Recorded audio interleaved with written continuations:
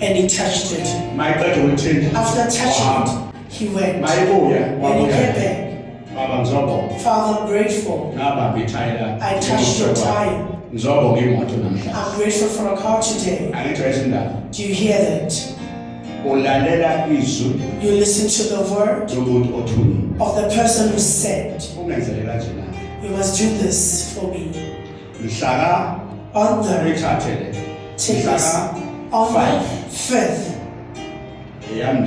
It's for me and you. It's a secret of ours. If you have a man of yours at home, when he's sleeping at night, you must take a picture. If he sleeps, deep sleep, when he's in deep sleep, and then go straight to him. Take a photo of him while sleeping.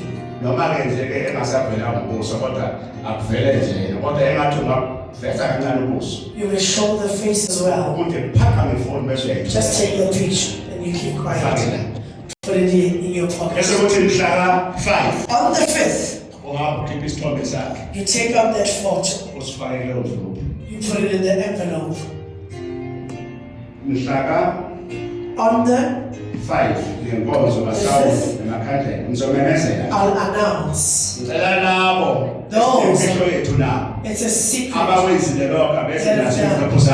Come with their things.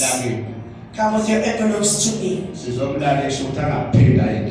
We are going to make him sleep. Should not go anywhere. It's not sleeping over each other. That's why your men sleep.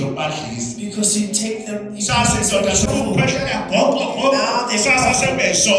Now you're regretting. We are making sense. I'm going to hold this photo. He must never sleep outside.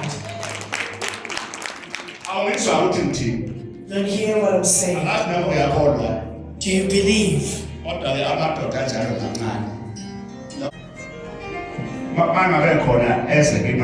If they need to travel by dog, maybe they go outside and cheat. Take a picture. Do you believe? Do you believe? Listen.